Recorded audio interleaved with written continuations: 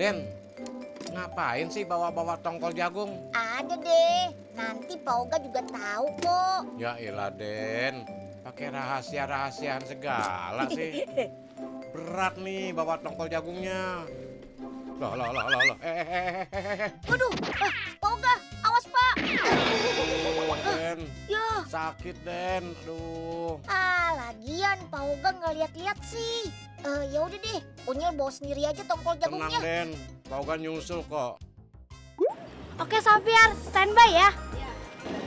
Ternyata teman-teman, Indonesia tuh di urutan kedua penyumbang sampah terbesar loh. Loh, Unyil, kamu ngapain sih di situ? Pakai bawa tongkol jagung segala.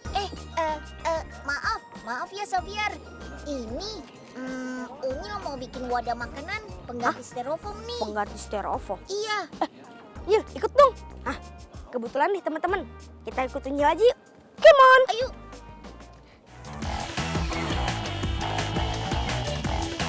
Ini kali ya Tik tempatnya. Selamat siang Bu. Selamat siang. Memang ini benar ya tempat pembuatan pengganti styrofoam? Iya betul Dek. Jadi bahan utamanya itu apa ya Bu? Ya bahan utamanya adalah pati. Kemudian diperkuat menggunakan aneka macam serat. Bisa serat nanas, jerami padi, juga bisa tongkol jagung. Karena ringan dan tahan panas, styrofoam sering dipilih sebagai wadah makanan. Sebetulnya sih, styrofoam termasuk aman dijadikan wadah makanan dibandingkan kertas. Tapi styrofoam sulit terurai di alam, sehingga bisa menyebabkan kerusakan lingkungan.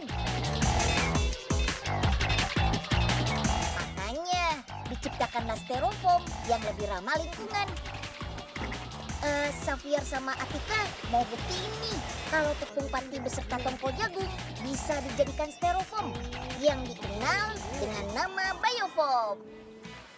Nah, tongkol jagungnya digiling dulu ya. Tongkol jagung kering maupun yang basah bisa digunakan untuk membuat styrofoam. Nah teman-teman, kalau pakai biji tongkol yang kasar ini hasilnya akan lebih berserat. Bisa juga yang pakai yang bubuk, jadi hasilnya itu lebih halus dan bagus kayak aku.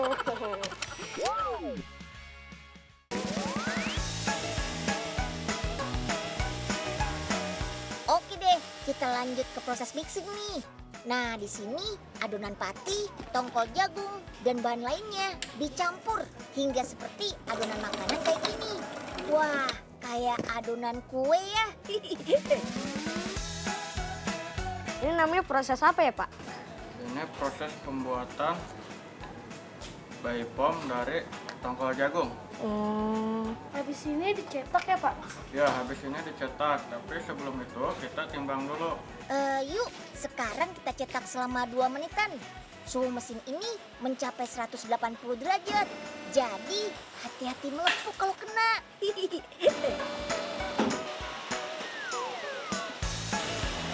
Nah, sama seperti styrofoam, biofoam bisa dicetak jadi piring, mangkok, dan wadah makanan lainnya. Keren banget kan? Mana Den? Katanya tongkol jagungnya mau dibuat makanan. Iya ya Pak, kok sepi amat? Wah, ternyata sudah diolah tuh Pak. Ya, Pak Oga telat sih. Ah, gimana sih? Udah capek-capek, Pak Oga bawain. Oke, kita sekarang coba ya, buktikan apakah benar Oke deh, biofoam ini sekarang sudah saatnya hancur kita uji atau coba nih. terurai oleh Kita alam. buktikan sama-sama kalau biofoam ini benar-benar ramah lingkungan. Bedanya sekarang. Teman-teman, kalau biofoam ini kalau kena air gampang hancur. Sedangkan kalau styrofoam nggak bakalan hancur dia kalau kena air. Tuh lihat deh, bolong. Wah, Wah. ternyata bener Iya ya, ya, Bu. Keren banget. Ternyata. Dan ternyata terbuktikan kalau si biofoam ini bisa dengan mudahnya terurai. Di alam bebas, biofoam Yang akan ini masih terurai bening, selama ini kurang udah lebih 15 hari. kotor airnya. Nah, gimana? Tertarik kan untuk mengganti wadah makanan ke yang lebih ramah lingkungan? Silakan mencoba.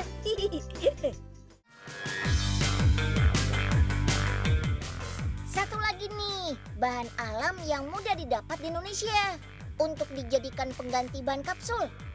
Biasanya kapsul terbuat dari gelatin hewan dan didatangkan dari luar negeri. Nah, dengan kapsul dari rumput laut, harga kapsul bisa lebih murah karena nggak perlu impor.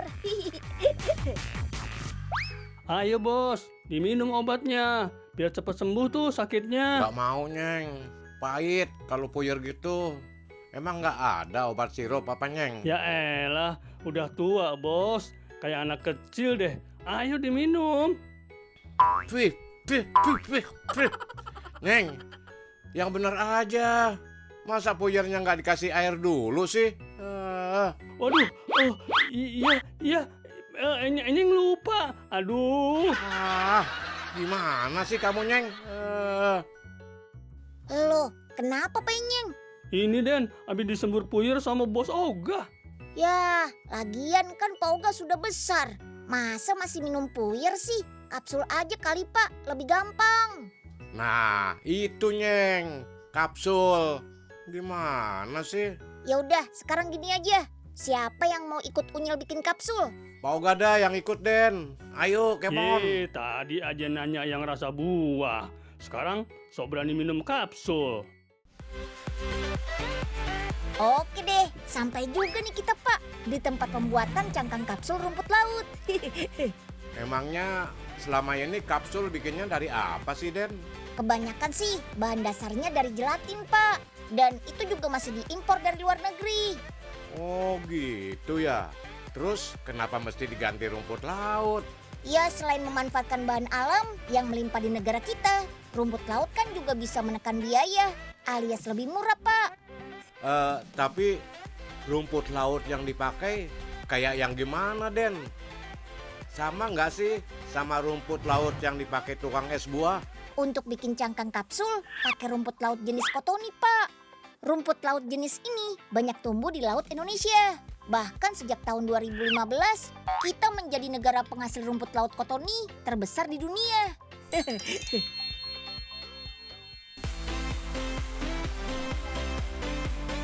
Nah, sekarang Pak Oga penasaran caranya, Den. Dari rumput laut itu kok bisa jadi cangkang kapsul ya? Begini Pak, pertama ekstrak rumput laut kita campur nih dengan larutan air. Aduk deh sampai rata. Lah, kayak bikin agar-agar di rumah nih. Iya, mirip sih Pak.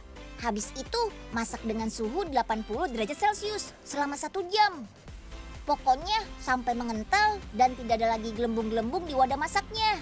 Emang kenapa, Den, kalau ada gelembungnya? Nanti susah buat nyetaknya Pak.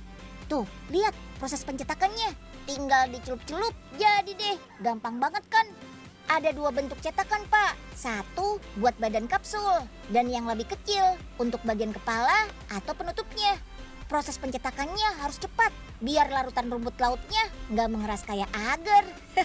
Tinggal dikasih sirup sama es batu deh. Seger.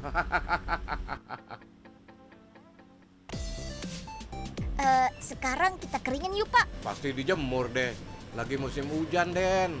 Kapan keringnya? Tenang aja Pak Oga, biar hujan deras nggak akan ngaruh. Karena mengeringkannya kan pakai mesin pengering. Suhunya terjaga di sekitar 30 derajat Celcius dan kelembapannya sekitar 70%. Gimana tuh kalau angkanya lebih atau kurang? Ya jangan dong Pak. Kalau kapsul nggak kering atau malah terlalu kering, jadi gampang rusak dan pecah Pak. Asik. Kalau gitu nanti Pak Oga bakal berani minum obat kapsul. Kan udah lihat bikinnya begini. Jadi aman. Ini baru tahap pengembangan. Tapi tenang aja, cangkang kapsul ini akan segera diproduksi dalam jumlah besar dan akan mulai dipasarkan kok Pak. Kalau di Indonesia kayak gini, apa iya laku, Den? Banyak kok peminatnya, terutama untuk produsen obat herbal yang mau kapsulnya terbuat dari bahan nabati. Kalau udah jadi kan tinggal diisi puyirnya Pak Oga. Sebentar Pak, kita harus tes dulu nih pakai alat ini. Namanya mesin disintegrasi Pak. Fungsinya untuk menguji berapa lama obat bisa larut kalau sudah dicerna. Makanya gerakan mesinnya meniru cara kerja perut kita. Kalau gitu obat Pak Oga sekalian dilarutin di sini aja deh, Den. Hitung-hitung dikunyahin. Jadi Pak Oga nggak ngerasa pahit gitu. Yang sakit kan Pak Oga. Masa mesin ini yang disuruh minum obatnya? Pak Oga, ada-ada aja deh.